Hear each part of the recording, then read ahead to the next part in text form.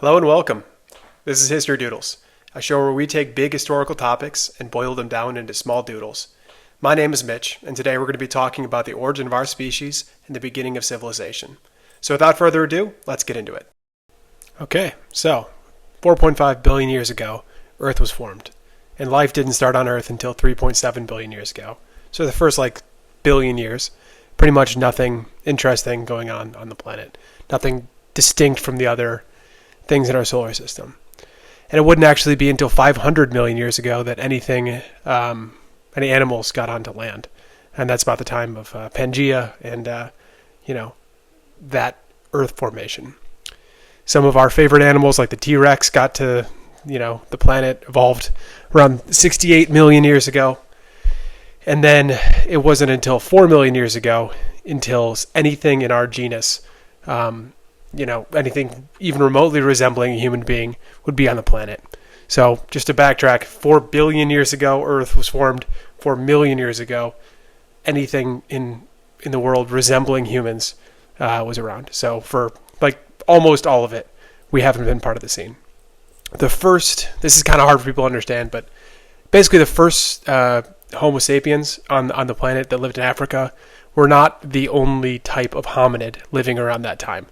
One of our ancient ancestors is called Australopithecus. There was also Homo rudolphus, Homo habilis, Homo erectus, Neanderthals, Homo florensis, and they lived in different parts of the world, inhabited different ecosystems, and lived alongside of Homo sapiens. The first Homo sapiens actually got on the scene around 150,000 years ago, which is, in these timescales, very recent. I've seen that number move back a bit. I'm unsure what to do with it, but I think 150,000 years is pretty safe, where we can for sure say, these ancient settlements and stone tools found in Africa were definitely Homo sapiens.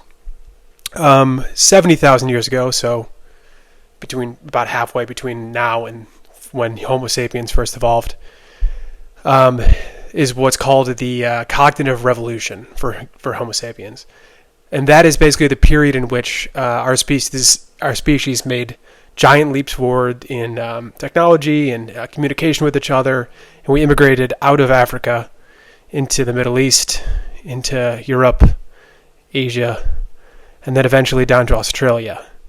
Controversial, but at some point it's likely that some Homo sapiens made some sort of journey from Indonesia to the Australian continent, which might have required crossing a pretty substantial piece of open ocean. If there wasn't a land bridge that I'm not aware of, then this is really amazing that 45,000 years ago, people managed to actually get to the new continent, crossing a stretch of open ocean to do that. 30,000 years ago is some of the oldest art that we have found today. This image on the left is the Lion Man statue, and that was found in the Stadel Cave in Germany. Don't know totally what it is, but it's probably something that might be a fertility ritual or a very primitive religious omen. Something cool, and it's still around 30,000 years later, which is remarkable. And then also here's some cave paintings of some rhinos found in a cave in France. 15,000 years ago, humans actually made it to North America. So 150,000 years ago, we actually were on the scene. Didn't take until 15,000 years ago until people actually reached the North American continent. And the most widely accepted theory is that people came from what is now the Bering Strait, but at 15,000 years ago was a land bridge that is called Beringa. And basically North America was covered in an ice sheet at this time, and it has since melted and made this area into a sea, but at the time it was a land bridge. And people probably crossed over this land bridge inadvertently as they were, following woolly mammoth herds or something like that, and then migrated over generations down North America through Central America, and then down all the way through to the tip of South America. The North American and South American continents did not look like they do now when people first got there. This is a really cool quote from Yuval Harari. that kind of describes, the scene when we first got into North America. They encountered mammoths and mastodons, rodents the size of bears, herds of horses and camels, oversized lions, and dozens of large species, the likes of which are completely unknown today. Among them, the fearsome saber-toothed cats and giant ground sloths that weighed up to 8 tons and reached height of 20 feet. Obviously, these animals are no longer with us.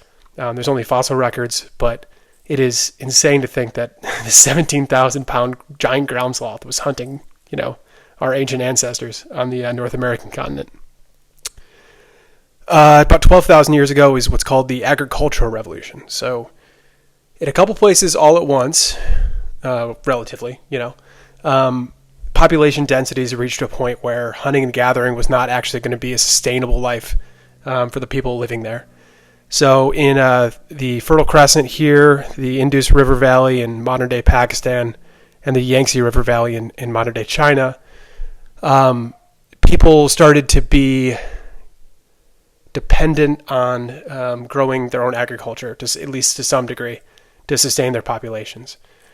One of the earliest civilizations that was doing this was actually called the Natufians, and they're named after the place where they're found in Palestine called Natuf. I think it's like Wadi Natuf. I think Wadi means a stream. Anyway, this group inhabited, the Fertile Crescent about 8,000 years ago, maybe longer, and were at least semi-hunter-gatherer, semi-agricultural society, and they actually developed some towns which are weirdly still inhabited today. So Jericho is one of them, and that's still a place you can go to in Palestine, and there's a sign there that says the world's oldest city.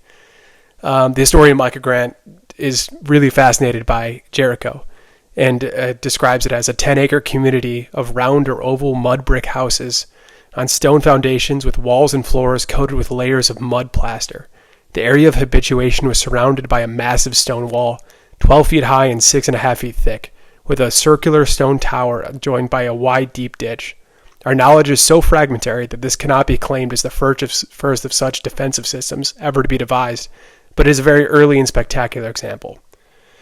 So yeah, there was obviously a need for a wall, probably some sort of trading post between these people, and these little proto-civilizations were starting to pop up around the world 8,000 BC, 10,000 years ago. And then, these people spread out basically around the Mediterranean and moved to places across the Aegean and started sailing, went to places like Crete and, in Greece and the Nile River Valley, and would go on to be the first people living in places which would eventually assemble into larger civilizations like the Minoans and the Egyptians, Sumerians. And I'm going to get into that in the next episode. But I hope you enjoyed this, and have a good one. Thanks. Bye.